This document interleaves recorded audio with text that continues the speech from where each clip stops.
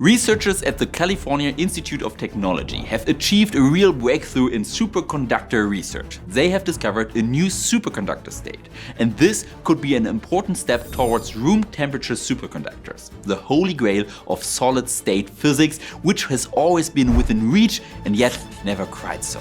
Room temperature superconductors could revolutionize energy transmission, medicine, and quantum computers. The problem, until now, extremely low temperatures of around -200°C have usually been required to create superconductors. That is why research into room temperature superconductors has been ongoing for years. And I often report on breakthroughs on this channel, and of course I don't want to keep this breakthrough from you either. In this video you will learn how this new superconductor works, the physics behind it, and whether it will soon revolutionize our technology. And with that, welcome to the German Science Guy. I'm Dr. Jakob Beton, and in Germany we say Los geht's!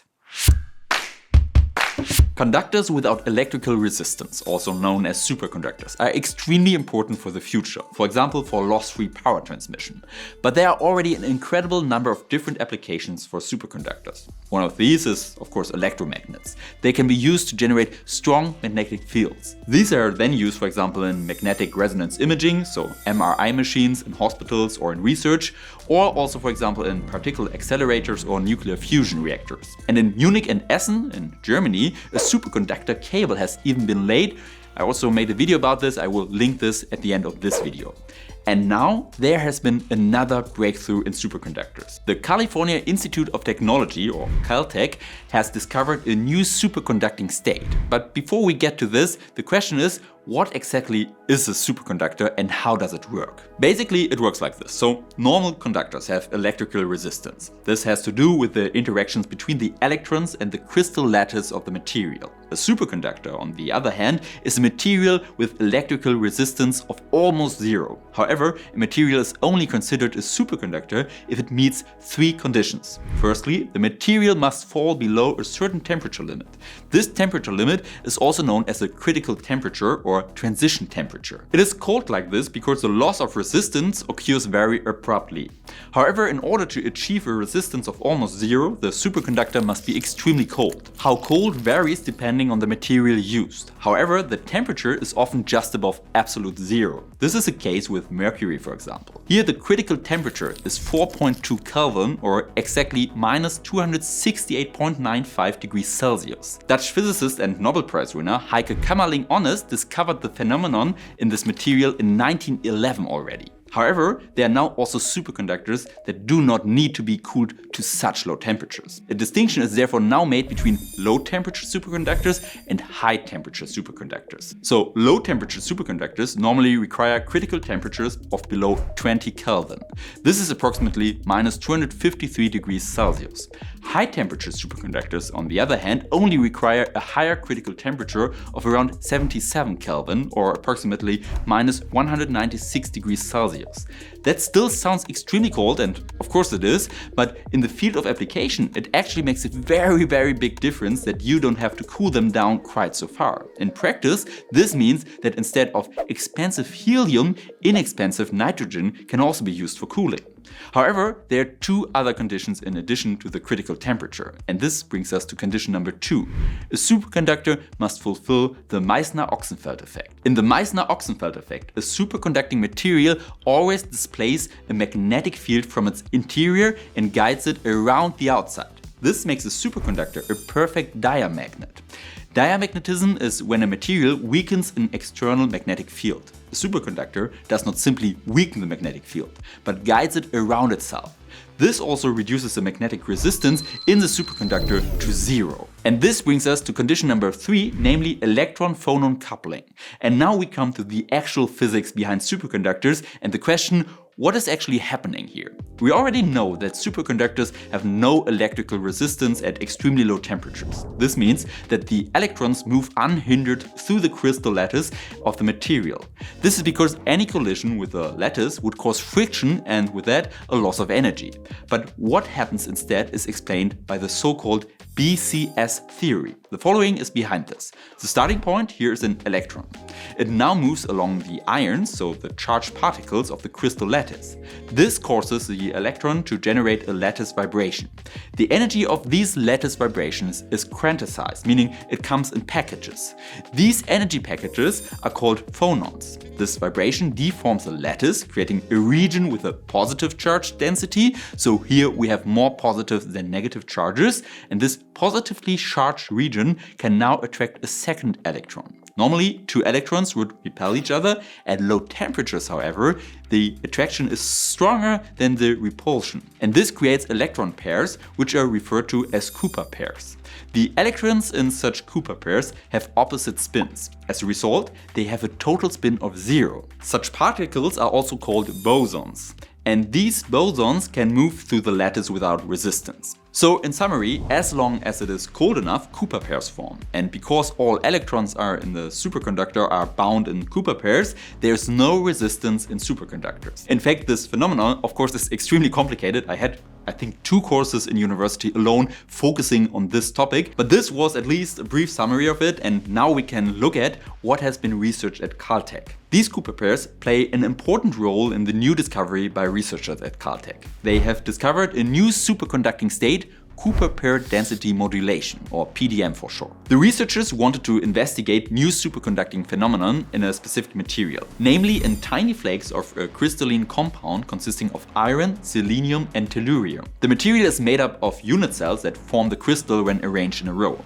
In order to investigate the superconducting phenomenon, the researchers used a scanning tunneling microscope. This allows the structure of materials and their electronic properties to be determined. For example, the conductivity in very small areas and the number of electron states in an area. And through these investigations, the researchers actually came across a striking and very unexpected result. They discovered a new superconducting state with very striking properties. To understand this, we need to take a look at another fundamental principle, the energy gap. So Cooper pairs, so the electron pairs that conduct electricity in superconductors without loss, are stably bound in a crystal lattice in the material. However, if we wanted to break up the Cooper pairs, we would have to overcome an energy barrier. This barrier is the energy gap. The energy gap is an energy range in which electrons cannot normally exist. Think of it like the steps of a staircase. An energy gap is like having a few steps missing in the middle. Normal electrons can sit on the steps, but they cannot simply jump to a higher step if one or more steps are missing in between.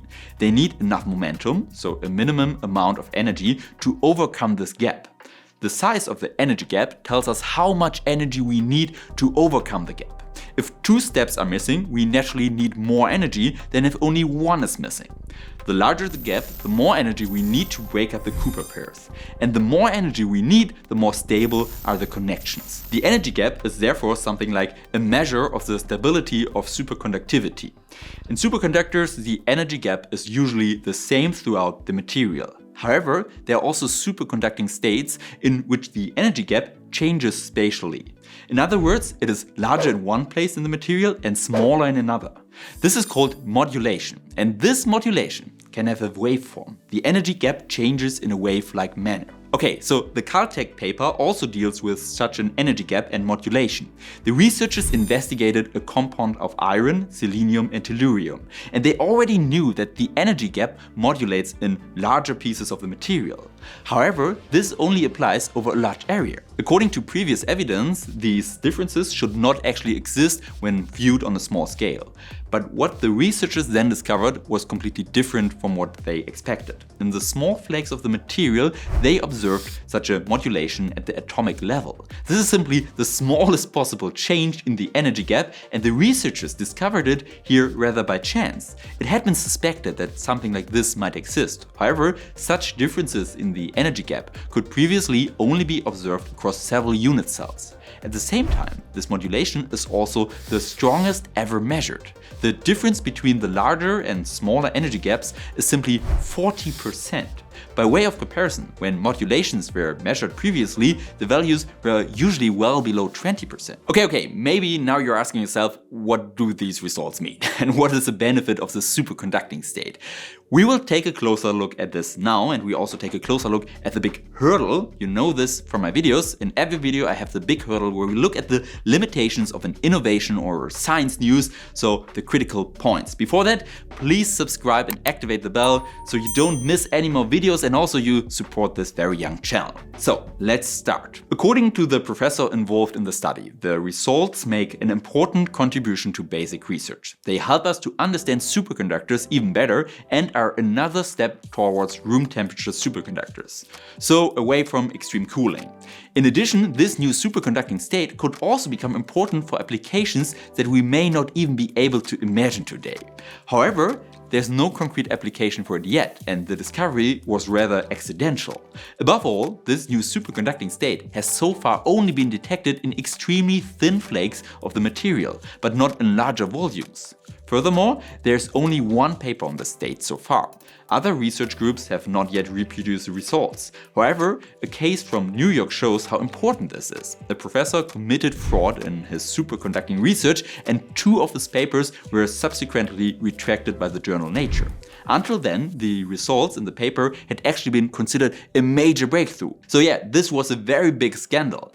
But the Caltech paper was only published this year, of course, so there's still a lot of research that can be built on it. And maybe it will lead to some amazing technology in the future that we can't even imagine right now. After all, this is basic research, and to be honest, it could be a big breakthrough if it is real, and right now it looks like it's real. I talked to some colleagues who also think that it is really amazing. As always, I will keep you up to date if there's new research about it out there, so also another reason to subscribe. And also feel free to write in the comments what amazing superconductor applications you can think of. I'm really, looking forward to see your answers. And by the way, here's another video about superconducting. You should also watch it. It's very interesting. Research made in Germany about a cable that is a superconductor. It's amazing. Watch it. And I say vielen Dank fürs Zuschauen, which means thank you very much for watching. Goodbye, your Jacob.